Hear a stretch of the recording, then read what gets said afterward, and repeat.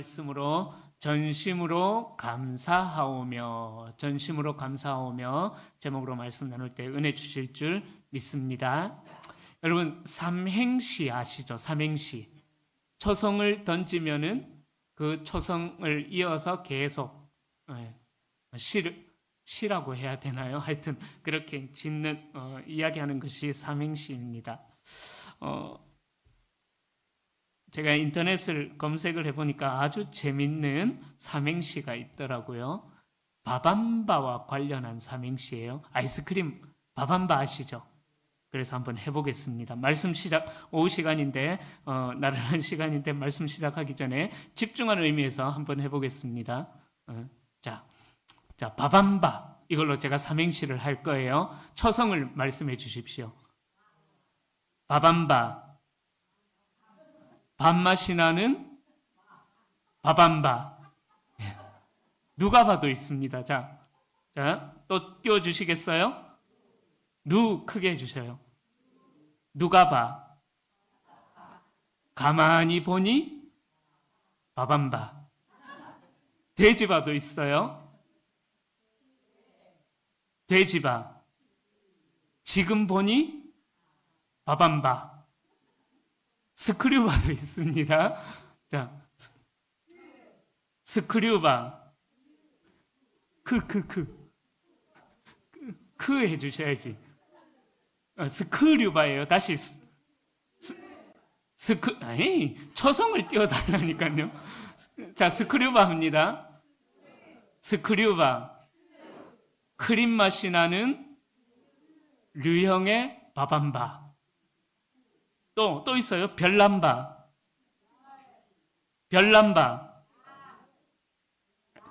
난 해주셔야지.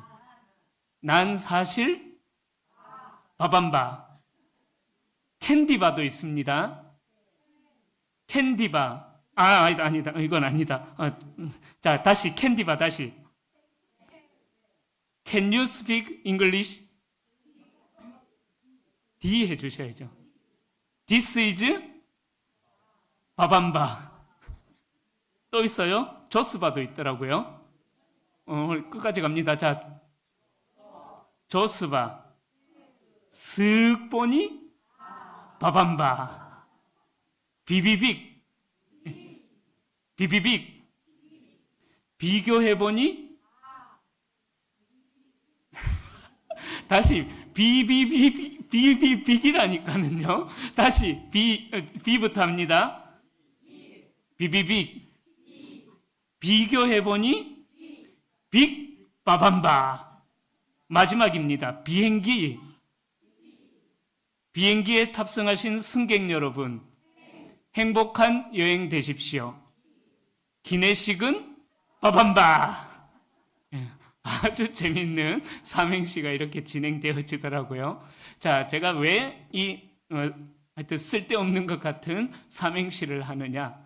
첫 번째 이유, 나른한 시간, 히터도 좀 따뜻한 것 같아서 좀 이제 주의도 집중할 겸, 그리고 오늘 우리가 읽었던 이 시편 9편이 삼행시와 관련이 있습니다. 자, 시편 9편과 10편은 나눠져, 우리가 보고 있는 성경에서 나눠져 있지만은, 원래는 이제 한 편의 시라는, 9편과 10편이 한 편의 시라는 견해가 있어요. 자, 그래서 이 두 시편은 히브리어 알파벳의 순서를 따라서, 22자의 순서를 따라서 기록해 나가는, 그러니까 조금 전에 했던 삼행시처럼 알렛, 베트, 김물, 달렛 이렇게 그런 식으로 알파벳 순서에 따라서 시를 기록해 나가는 형식으로 기록되어진 게 이 시편 9편과 10편이에요. 그래서 이 히브리 문학의 양식 중에 하나가 답관체라고 하는 양식, 즉 이제 아크로스틱이라는 형식으로 되어 있는데, 이 아크로스틱은 히브리 문학의 시의 한 형태로 첫 글자를 가지고 계속해서 그 삼행시처럼 말을 이어나가는 그런 문학 형식이다라고 보시면 되시겠습니다. 자, 그래서 이 시편 9편과 10편이 조금 전에 했던 삼행시처럼 그런 형식을 가지고 하나님 앞에 이야기, 고백하고 찬양하고 있는 그러한 내용입니다. 자, 그런데 이 시편 9편은요, 탄원시로 분류가 되어집니다. 우리가 시편을 묵상하면서 3편, 4편 이렇게 개인적인 탄원시다라고 말씀을 제가 드렸습니다. 그러다가 이제 갑자기 분위기가 바뀌어지면서 감사와 찬양의 시로 쭉 흘러가다가 다시 시편 9편에 와서 또다시 탄원시로 이 시편이 나오고 있는데요. 그런데 이 시편 9편을 보면은 탄원하는 듯한, 탄원이라면 막 탄식하고 하나님 앞에 하나님 내 신세는 왜 이렇습니까? 탄식하고 안타까워하는 그러한 방식이 나오는데, 근데 우리가 읽었던 시편 9편에 보면은 그렇게 탄식하는 장면들, 한탄하는 장면들은 나오는 것 같지는 않습니다. 보통 탄원시라면은 탄식하고 한탄하는 그런 장면이 있는데 9편에서는 감사와 찬양 그리고 확신의 고백들이 계속해서 반복이 되어져 나오고 있습니다. 그래서 9편은 탄원시이기도 하지만은 그러나 감사와 찬양의 시라고 분류하기도 합니다. 그래서 오늘 시편의 이 9편의 저자인 다윗의 이 감사를 통해서 우리가 배워야 할 감사의 내용이 무엇인가 그것을 살펴보면서 은혜를 나누고자 합니다. 첫 번째로 1절부터 3절에서는요, 다윗이 하나님 앞에 감사하는 이유가 뭔지에 대하여서 이야기를 하고 있습니다. 이렇게 감사하는 이유에 대해서 고백하면서 다윗은 과거에 하나님께서 자기에게 행하셨던 그 놀라운 일들을 감사함으로 찬양하며 나아갑니다. 그래서 1절에서 보면은 내가 전심으로 하나님께 감사한다라고 그렇게 고백하는 거죠. 전심으로 하나님께 감사하고 하나님의 행하심을 전하겠다라는 거예요. 그리고 2절에서 그 하나님을 기뻐하며 찬양한다라고 그렇게 고백합니다. 자, 시인은 이 다윗은 지금 이 현재 이 9편을 기록하는 이 현재에도요, 모든 근심들이 해결된 거 아니에요. 여전히 자기의 목숨이 위협받고 있는 그 현실 속에서 고난 가운데 있지만은 그러나 그 고난이 있다라고 해서 하나님을 향한 감사, 고난 때문에 하나님을 향한 감사의 고백을 멈추지 않았다라는 것입니다. 다윗은 지금 현실이 고난 중에 있지만은 과거에 자기와 함께 하셨던 그 하나님의 역사를 기억해 보니까, 추억해 보니까 과거에 하나님께서 나에게 은혜를 베풀어 주셨기 때문에 내가 지금 현재 이렇게 살아가고 있다라는 이 고백을 하고 있다라는 거예요. 그러니까 고난 중에 있을지라도 과거에 하나님께서 자신에게 보여주셨던 놀라운 일들을 추억하면서 하나님 앞에 찬양과 감사의 고백을 드리고 있다라는 것입니다. 자, 그래서 시인은 하나님께서 자신에게 행하신 모든 기이한 일들, 과거에 역사하셨던 그 하나님의 역사하심이 무엇인가에 대하여서 3절부터 6절에서 밝히고 있는데요. 다윗은 원수들에게 핍박받고 있을 그때에 하나님의 개입하심으로 말미암아 안전하게 거할 수가 있었다라는 거죠. 여러분들께서 사무엘 상하를 읽어보시면은 잘 아시는 것처럼 다윗은 소년 때에 사무엘로부터 기름 부음을 받고 왕으로 이제 세움을 받게 될 것이다라는 그 예언을 받았습니다. 그러나 그날 이후로 다윗은 평탄한 삶을 살지를 못했습니다. 어찌 보면은 다윗은 그렇게 왕으로 기름 부음 받고 세움 받기 전부터 가정에서부터 왕따의 삶을 살았던 거죠. 형들이 하기 싫어했던 양치는 일, 목동 생활을 하면서 그렇게 혼자 들판에서 광야에서 외로운 생활을 했습니다. 당시 이 광야 생활이라는 것은요, 참 쉬운 생활이 아니었습니다. 낮에는 40도가 넘어가는 뜨거운 태양, 밤에는 영하로 내려가는 하여튼 극렬한 추위가 광야 생활에 있었습니다. 그리고 양떼를 지키고 있었기 때문에 그 양들을 물어가려는 사나운 짐승으로부터 목숨의 위협을 받는 그런 상황에도 처해졌었다라는 것입니다. 소년 때부터 그런 위기 가운데 다윗은 살았습니다. 그리고 나서 자기가 원하지는 않았지만은 하나님께서 사무엘을 통하여서 자기에게 기름을 왕으로 기름 부어 주셨고, 그 이후로 이제 골리앗을 무너뜨리는 그 일을 시작으로 왕이 되기까지, 또 왕이 되고 나서도 계속해서 원수들의 공격에 집요할 정도로 어떤 공격을 받았던 그런 사람이었습니다. 그러기에 다윗은 하나님께서 자신에게 행하신 그 기이한 일들, 당장 지금 고난이 해결되어지지 않았지만은, 내가 지금 현재 삶 가운데도 고난 가운데 있지만은 그 고난에 개입하여 주셔서 자신의 고난보다 더 뛰어난 평안을 주시는 하나님의 역사하심을 다윗이 오늘 9편에서 찬양하고 있다라는 거죠. 하나님의 개입하심으로 인하여서 다윗은 안전하게 거할 수 있었다라고. 그래서 보면은 원수들이 자신에게서 물러가고 결국 원수들은 망하게 되었다라는 그 고백을 하나님 앞에 감사와 영광으로 올려드리고 있다라는 것입니다. 자, 그 기이한 일들이 다윗의 감사의 이유가 되었던 것이죠. 다윗은 많은 전쟁을 경험하면서 자신을 수많은 적군들로부터 지켜주신 하나님을 경험했습니다. 그리고 악한 자들의 계획이 다윗을 무너뜨리지 못하도록 하나님께서 친히 악한 자들의 계획에 개입하심으로 막아주시는 역사를 다윗은 경험하면서 살아갔었다라는 것이죠. 그렇게 다윗은 많은 전쟁을 경험하면서 위기에 처할 때마다 자신의 방패가 되어주시고 피할 바위가 되어주시고 요새가 되어주시고 산성이 되어주시는 그 하나님의 놀라운 역사들을 날마다 체험하면서 살아갔다라는 거죠. 그러기에 이 다윗이 고백하는 감사의 고백은요, 하나님께서 내게 어떠한 일들을 행하셔서 또 나를 어떤 이유가 있어서 감사했다라고도 할 수도 있겠지만은, 그러나 다윗의 감사의 고백은 그런 하나님의 보호하심도 있었지만은 그보다 더 하나님을 신뢰하는 경험에서 나오는 매일매일의 감사, 습관적인 감사가 다윗에게 있었다라는 것이죠. 그래서 하나님께서는 환난 중에 그를 지켜주시고 생명을 건져주시는 그 하나님을 찬양했다라는 것입니다. 그리고 다윗을 힘들게 했던 원수는 다 물러갔다라고 오늘 본문에서 말씀하죠.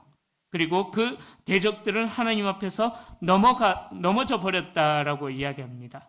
하나님께서 의롭게 재판하셔서 다윗이 비록 누명을 쓰고 억울하게 오해를 받고 쫓겨다니는 그런 상황이었지만은, 그러나 하나님께서는 모든 다윗의 대적들을 멸하시고 또 더 나아가서 그 대적들의 이름, 악인들의 이름을 지워버리셨다라고 오늘 성경에서 고백하고 있는 거죠. 자, 이러한 기억을 바탕으로 다윗은 하나님께서 자신을 위해 역사하신 일들을 추억하면서 기억하면서 찬양하고 있는 것입니다. 이렇게 감사드리는 늘 그 이유가 있었기에 다윗은 하나님 앞에 전심으로 감사했다라고 오늘 본문을 그렇게 시작하고 있습니다. 그런데 오늘 본문에 보면은 다윗이 감사의 이유를 제시하는데, 그 감사의 이유를 자세히 살펴보면은요, 3절부터 6절을 보면은요, 다윗 자신이 했던 일은 아무것도 없다라는 거예요. 그죠? 하나님께서 원수를 도망가게 하셨고, 원수를 재판하셨고, 원수들의 이름, 악인들의 이름을 지워버리셨습니다. 모두 다 하나님께서 행하셨다라는 거예요. 하나님이 하신 일이기에 다윗은 전심으로 하나님 앞에 감사를 드렸던 것입니다. 사랑하는 우리 성도님들에게도 이런 놀라운 은혜가 임하기를 축복합니다. 나는 아무것도 할 수가 없어요. 그러나 하나님은 나보다 앞서가셔서 우리의 대적들을 파하시고 우리의 환경을 열어가시고 우리의 앞길에 시온의 대로의 길을 허락하셔서 낮과 같이 밝고 밝은 그 길을 다니게 하실 줄로 믿습니다. 1절에 보면은요, 감사하오며라는 단어가 나와요. 이 감사하오며라는 단어는 이 시편에서 자주 사용되는 용법인데 1편에서도 말씀드렸어요. 미완료형의 용법 기억하시죠? 시편에서 자주 나오는 용법입니다. 바로 이 감사하오며도 미완료형의 용법이에요. 우리 한국어에서는 이 미완료형의 용법이 좀 이해가 되어지지 않는 어찌 보면 그런 용법일 수도 있는데요. 이 미완료형의 용법은 감사가 일회성으로 끝나지 않는다라는 것입니다.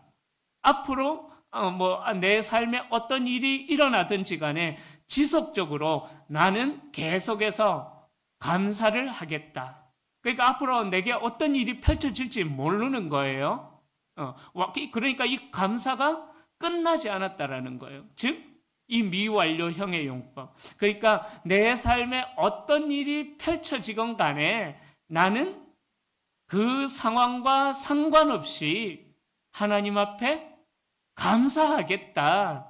쉽게 말하면은 미리 감사라고 해야 될까요? 그렇게 하나님 앞에 지속적으로 감사하겠다라는 그런 의미가 내포되어져 있는 것입니다. 어떠한 상황 속에서도 영원히 자신과 함께 하시는 하나님을 향한 신뢰의 표현으로 이 미완료형의 용법으로 다윗은 전심으로 하나님 앞에 감사하게 싸우며 그렇게 고백하고 있는 것입니다. 자, 그래서 비록 현실은 이 감사하겠다라는 시편의 분위기와는 달리 고난 중에 다윗이 처해 있지만, 그러나 이런 상황을 뛰어넘는 감사와 찬양의 고백으로 평생 전심으로 하나님께 감사하겠다, 하나님만 찬양하겠다라는 그런 고백을 다윗이 하나님 앞에 올려드리고 있는 것입니다. 사랑하는 성도님들, 제가 오전에도 말씀드렸는데요. 하나님께서 우리를 도우신 일들을 마치 나의 능력으로 한 것처럼 우리는 착각할 때가 있다라는 거예요. 그렇게 나의 능력으로 내가 이 삶에까지 왔다라고 생각하는 사람들은요, 감사할 수가 없는 것입니다.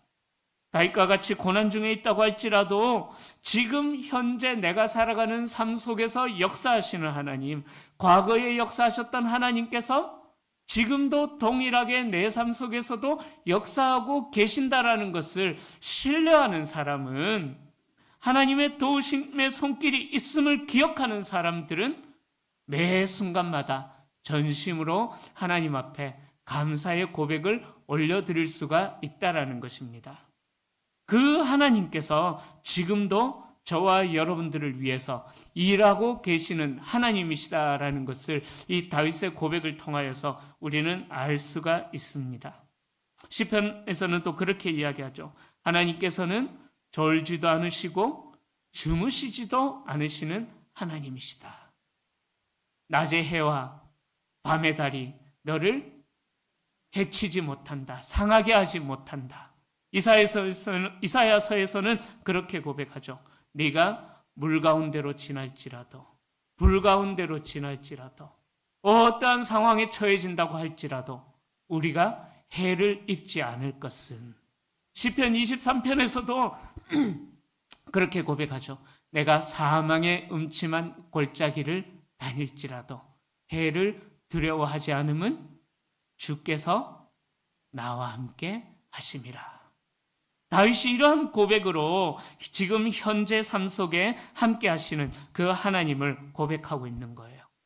그리고 이 다윗의 고백은 지금 이 순간뿐만이 아니라 미완료형의 고백, 앞으로도 영원하고 먼 시간 속에서도 나를 위해 언제나 일하실 그 하나님께 감사하고 찬양하겠다라는 그 고백을 하나님 앞에 올려드린다라는 것입니다. 그러기에 사랑하는 성도님들, 우리의 감사 고백도요, 미완료형의 고백이 되어야만 합니다. 한 번 감사하고 끝나는 것이 아니라, 또 우리의 상황이 변하면은 감사가 끝나는 것이 아니라, 다윗처럼 어떠한 상황 속에서도 하나님께서는 우리를 보호하시고 함께 하시고 지키고 계시기에 모든 일 속에서 하나님의 도우심이 있다라는 것을 기억하셔서 우리도 다윗처럼 미완료형의 감사, 계속 하나님 앞에 감사하겠습니다. 내 감사가, 하나님을 향한 나의 감사가 끊어지지 않을 것입니다. 이러한 고백이 우리에게서 계속되어져야만 한다라는 것입니다. 다윗은 단지 자기의 기도가 응답되었을 때에만 감사했던 것이 아니에요. 앞으로 어떠한 일이 일어날지도 모르기에 그 다윗은 철저하게 하나님만을 의지하면서 과거에 나를 지켜주셨던 그 하나님이시기에 지금도 나를 지켜주실 주시고 앞으로도 나를 지켜주실 것이기에 하나님의 선하심과 인자하심, 전능하심과 의로우심을 바라보며 다윗은 하나님 앞에 감사했다라는 것입니다. 우리 주님께서도요, 나사로의 무덤 앞에서 하나님 앞에 가장 먼저 드렸던 기도가 어떤 기도인지 아십니까? 아버지여, 내 말을 들어주심을 감사합니다. 아직 나사로가 살아나온 것 아니에요. 어떤 일들이 일어나지 않았습니다.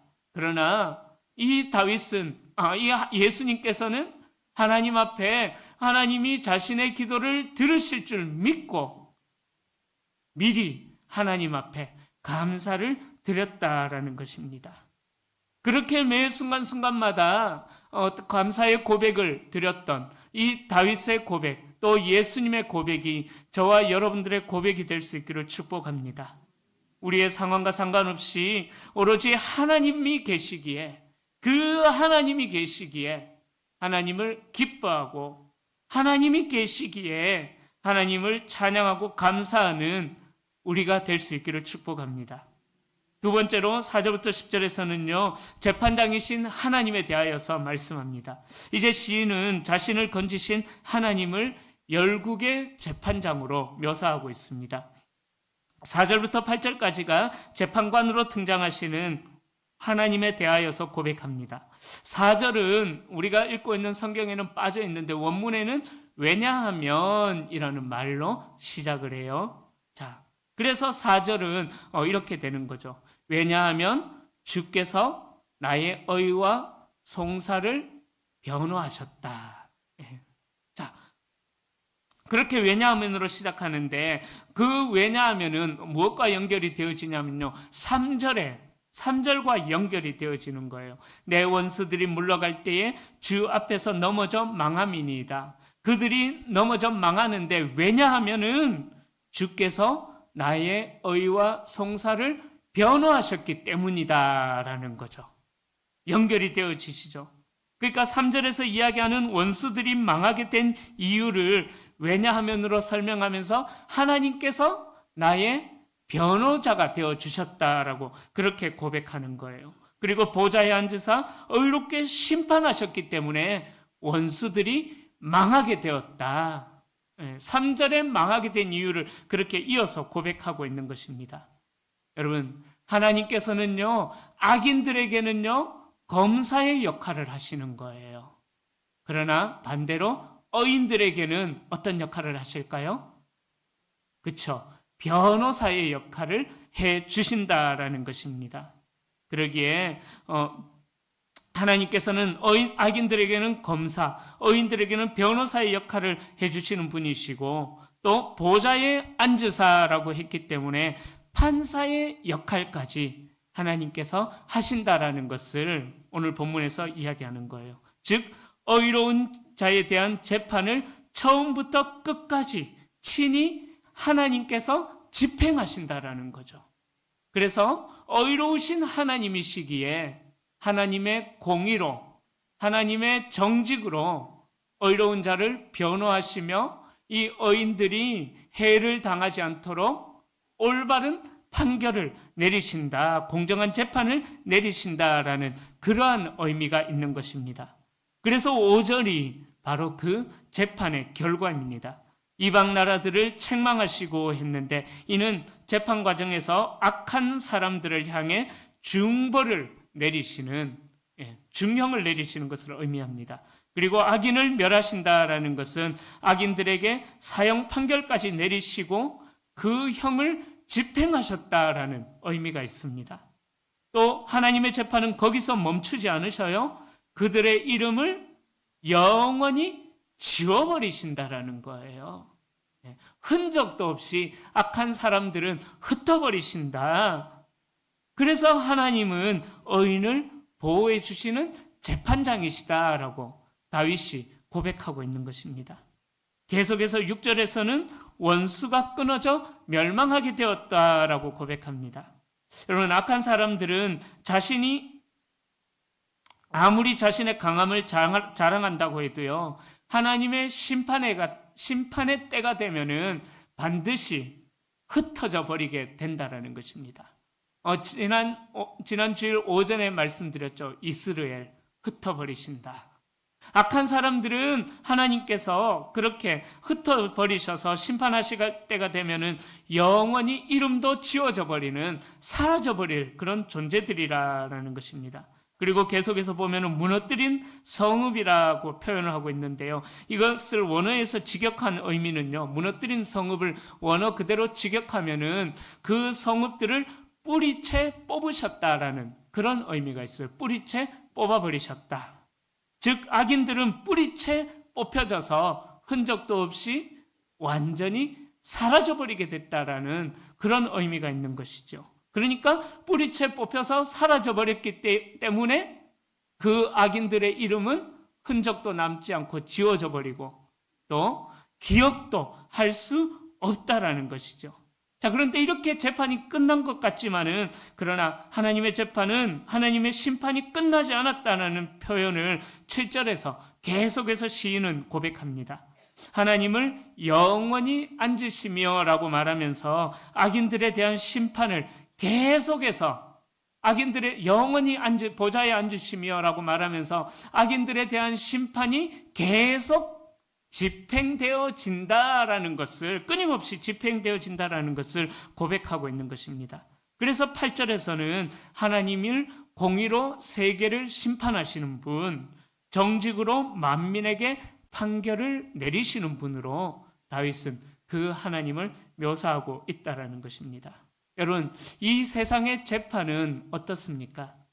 보면은 어떤 자기의 유익을 따라서 재판이 굽어지기도 해요. 그죠? 올바른 판결을 내리지 못하기도 합니다. 그러나 하나님은 그러지 않으신다라는 거예요.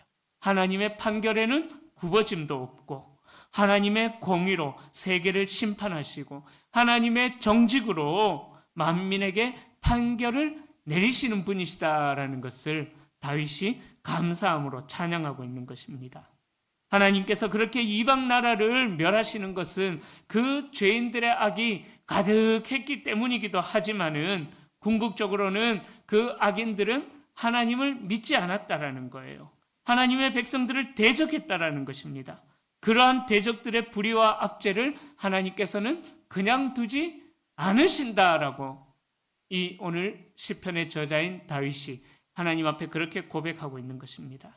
여러분, 다윗은 아무 이유 없이 공격을 받기도 하였고, 또 오해를 받기도 하였고, 또 불의한 자로 취급을 당하기도 했습니다. 그래서 다윗은 하나님께서 자신의 재판과 소송을 준비하셔서 억울함을 풀어줄 것을 확신하고 있다라는 것이죠. 하나님께서는 당신의 백성들을 위하여서 악인을 심판하시는 영원한 재판장이 되어주신다라고 오늘 시편 9편에서 다윗은 고백하고 있는 것입니다. 여러분, 하나님의 심판의 기준은 오직 공의와 정직인 것입니다. 하나님의 다스리심은 공평하고 어긋남이 없다라는 거예요. 조금 전에 말씀드렸지만 세상의 재판관은 사람이기 때문에 때로는 그 유익을 따라서 재판을 어그러뜨리기도 합니다. 그러나 하나님은 그러지 않으십니다. 하나님만이 공의롭고 정직한 재판장이시라는 거예요.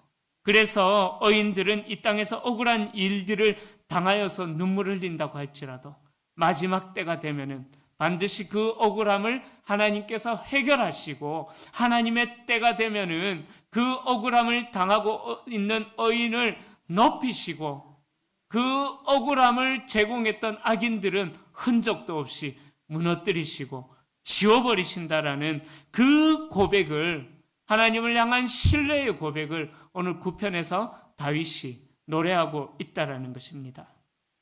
이것이 우리의 고백이요, 우리의 간증이 될 수 있기를 축복합니다. 자, 9절까지 재판장이신 하나님에 대하여서 고백했다면은 이제 10절부터는 분위기가 또 달라집니다. 악한 자들의 입장에서 볼 때 하나님은 악인들을 심판하시는 분이시기에 그들에게는 심판자이시지만은 의인들의 입장에서 볼 때에는 하나님은 요새가 되어 주신다라는 거죠. 하나님만이 진정한 피난처이시기에 9절에서 압제를 당하는 자의 요새다라고 고백합니다. 공의로우신 재판장이신 하나님은 우리의 요새가 되어주시고 10절에 보면은 하나님을 찾는 자들을 하나님께서 버리지 않으신다라고 그렇게 말씀합니다. 이 10절에 나오는 버린다라는 말의 히브리어는 아자브라는 단어를 사용하는데요. 이 아자브라는 단어는요, 사꾼 목자들이 양을 버릴 때 사용했던 단어가 이 아자브라는 버린다라는 10절의 단어의 의미인 것입니다. 여러분, 우리 주님께서는 우리를 인도하시는 영원한 참된 목자, 선한 목자인 것입니다. 사꾼 목자들은 자기가 위기를 당하거나 위협을 당하게 되면은 자기가 맡고 있는 양떼를 버리고 도망을 가지만은, 그러나 의로운 재판장이 되신 우리 하나님께서는, 또 우리 주님께서는 우리의 영원한 목자가 되어 주셔서 또 자신을 찾는 양들을 위해서 자신의 목숨을 버릴 정도로 지켜주시는 목자가 되어 주셔서 자신의 양들을 보호해 주시는 하나님이시다라는 것을 다윗이 자신의 삶에서 나온, 자신이 양떼들을 돌보면서 나오는 삶의 고백으로 하나님의 지키심과 보호하심을 고백하고 있다라는 것입니다. 우리는 이 양떼를 키워보지 않았기 때문에 얼마나 이 양떼를 보호하시는 그 목자의 마음을 우리가 잘 알 수는 없을 거예요. 그러나 우리가 하나님을 향한 과거에 경험했던 그 하나님, 지금도 지켜주시는 그 하나님, 그리고 앞으로도 지켜주실 그 하나님, 그 하나님이 우리의 영원한 참 목자, 사꾼 목자가 아니라 우리 주님만이 우리의 참 목자가 되신다라는 그 믿음이 우리에게 있기 때문에 우리 주님께서는 자기를 찾는 자들을 외면하지 않으시고, 목자의 음성을 따라가는 자들을 외면하지 않으시고, 오히려 자신을 버리시는 죽음의 희생까지 감당하시더라도 우리 주님께서는 저와 여러분들을 지켜주시고 보호해 주신다라는 것입니다. 하나님만이 우리를 지켜주신다라는 것입니다. 이제 말씀을 정리합니다. 오늘 본문에서 시인은 히브리 문학의 한 가지 용법을 사용하면서 하나님을 찬양하고 있습니다. 바로 아크로스틱, 닭관체라는 이 용법을 사용해서 하나님을 찬양하고 있습니다. 다시 말씀드립니다. 이 아크로스틱 형식은 히브리어의 모든 알파벳 22자를 초성으로 해서 사용하는 형식입니다. 즉, 이 다윗이 그 형식을 사용해서 하나님의 지키심과 보호하심을 노래했다라는 것은 하나님께 감사를 드리는데 완전한 감사를 드리겠다. 그 아크로스틱의 용법을 사용해서 고백하는 것은 바로 완전한 감사를 하나님 앞에 드리며 완전한 찬양을 드리겠다라는 그러한 의미가 있는 것입니다. 시인이 온전하게 넘치도록 하나님 앞에 완전하게 감사했듯이 저와 여러분들도 전심으로, 오늘 이 시인의 1절의 고백처럼 우리가 전심으로 여호와께 감사하오며 전심으로 하나님께 감사와 찬양을 올려드리는 매일매일의 삶이 되시기를 예수님의 이름으로 간절히 축원합니다.